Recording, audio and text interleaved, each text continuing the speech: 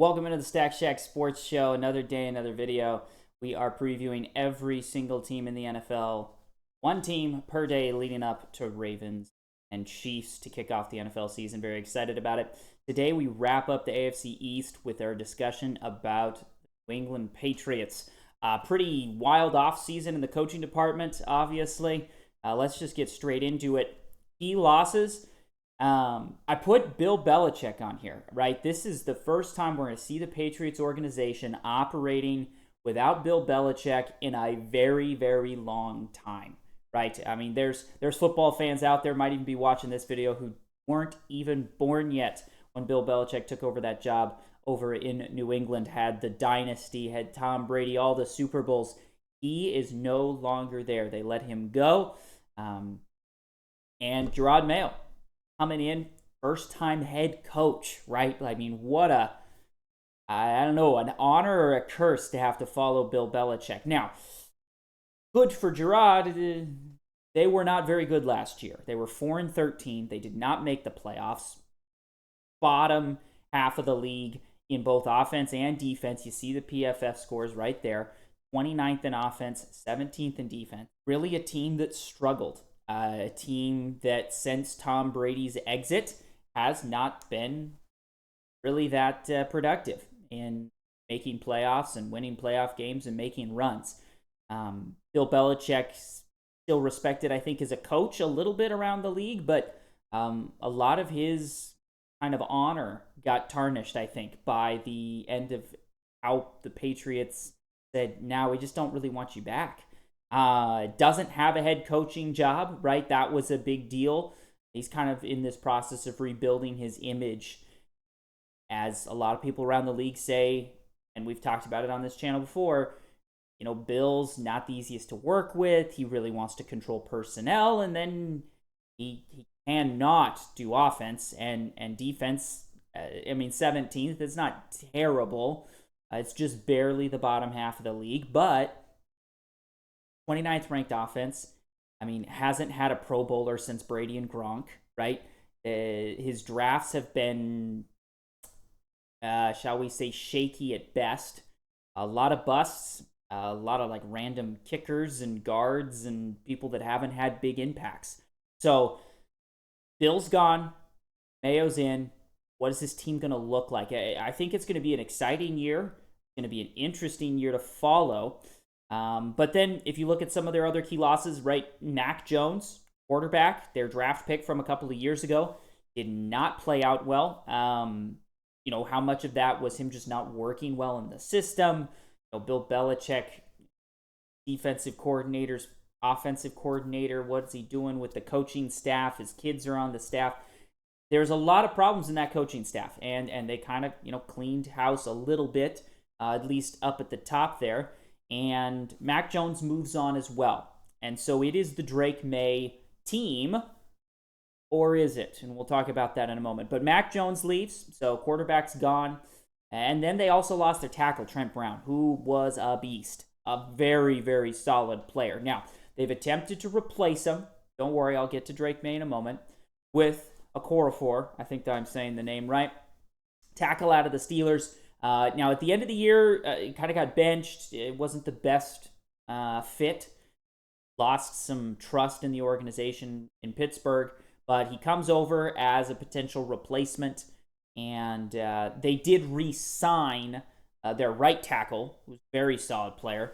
And so his tackle should be okay. He was a starter. New city, new offense, new place, new situation. I expect him to play well. I think that was a good pickup. They also grabbed in Antonio Gibson, very solid running back. Really a versatile guy, right? Used to play wide receivers, kind of moved into a halfback position now. So, you know, trying to help out a young quarterback in Drake May, something they didn't really do with Mac Jones. You know, did he always have the best offensive lines? No. Did he have the best wide receiver and running back support? No.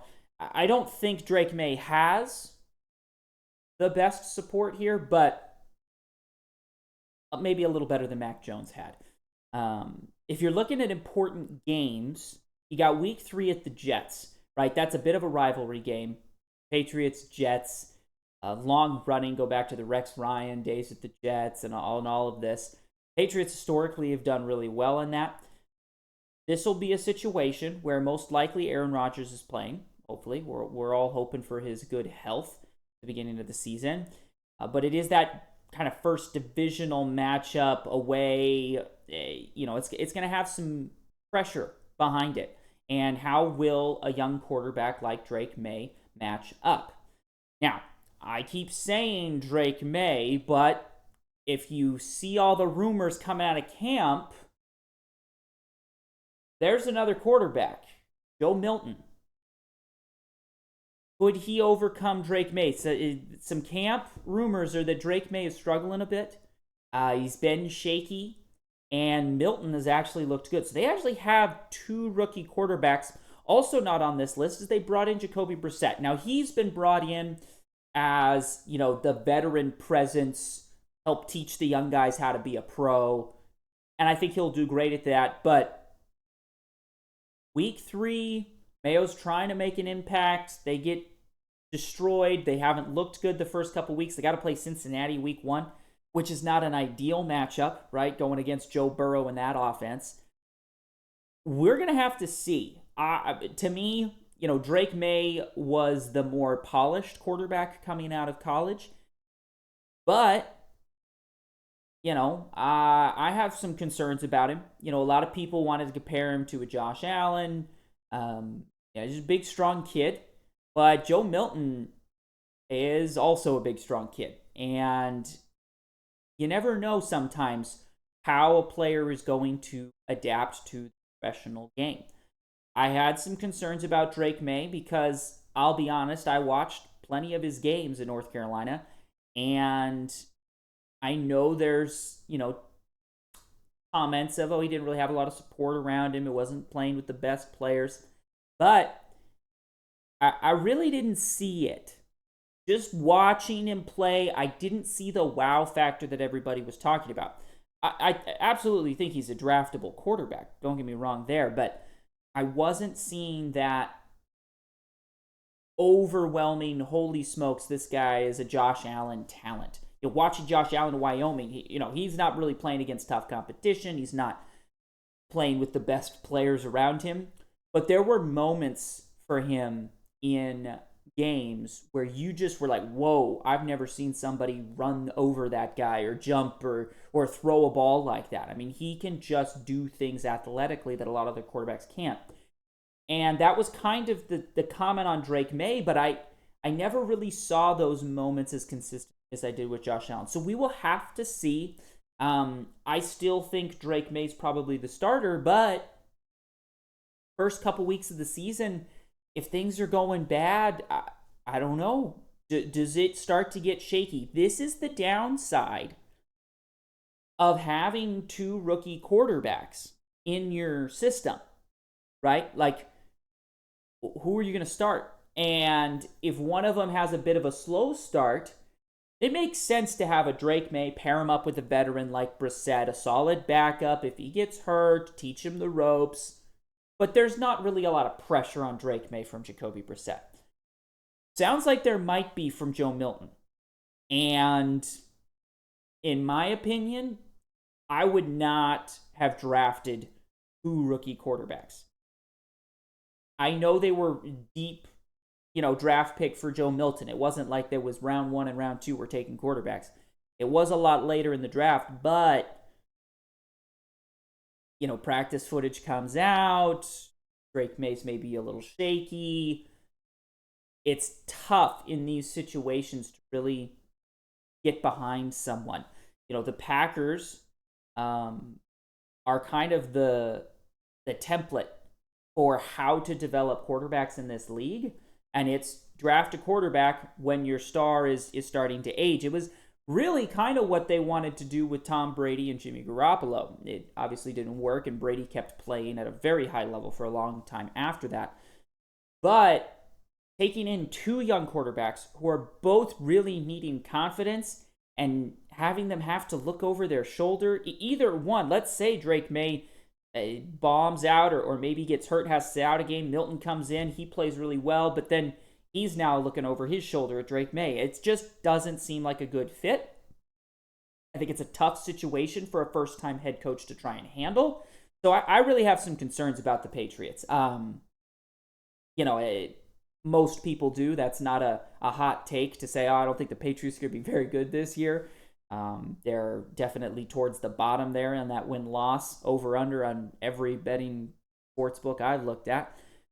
But I really do think an underlying storyline for them is going to be that quarterback play and the pressure that comes with having two rookie quarterbacks in the building. I just that doesn't sit well with me. It doesn't sit well with me. If you're going to get a rookie quarterback, go all in on that rookie quarterback. Sure, get a veteran or have a really solid player grab the rookie and say, no, you're just going to sit for a little while. Like, we're just going to let you develop the Jordan Love. Hey, Patrick Mahomes did not start day one, right? Alex Smith was still starting. So that's kind of the situation you're in. Patrick obviously starts later, but I think that's the better setup is if you're going to draft a rookie quarterback, pair him with a veteran. Don't pair him with another young quarterback. When we talk about the Russell Wilson, Justin Fields situation, it's going to be somewhat similar, except for the fact that Russell is so much more well established and Justin is, trying to rebuild his image. That's a little bit different situation. These are two brand new rookie quarterbacks, and I think that's a problem. I've highlighted a couple of other games on this list. Week 10 at the Bears, that's going to be, a big game. Not necessarily because they're in the same division or they're going to be fighting for playoff games potentially. No, it's the Drake May, again, assuming that there isn't some quarterback controversy, but most likely it will be Drake May, Caleb Williams, right? What a matchup. This is the matchup we, kind of anticipated when you look at the draft.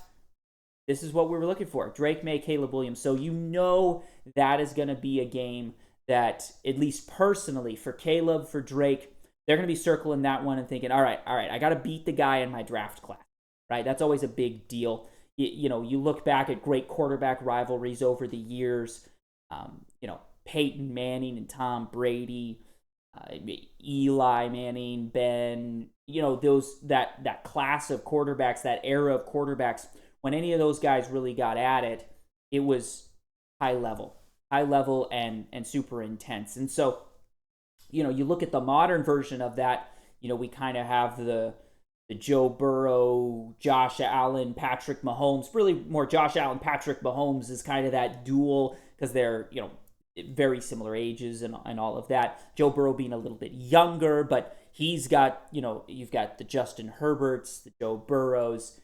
Those rivalries could start to blossom here soon, especially with Justin getting Harbaugh as his coach. We'll get to that later on in this series.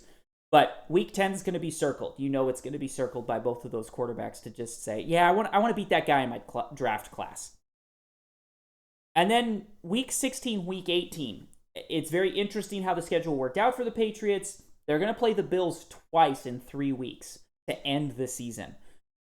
Those are going to be moments where I don't think the Patriots will be in playoff contention, but I'm very curious to see how they will play in those ending games.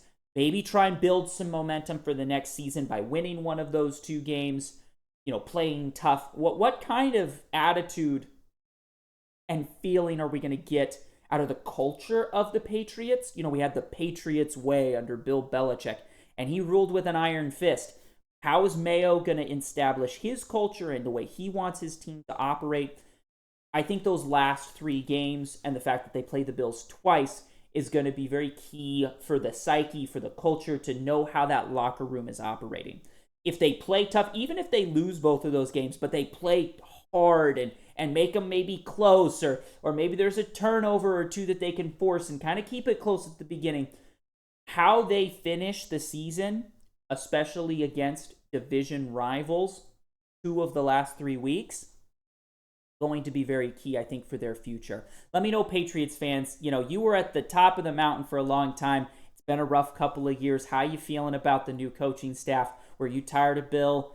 What do you think of Drake May, Joe Milton? Who do you want to be your quarterback? I'd love to know down in the comments below, and we'll see you tomorrow.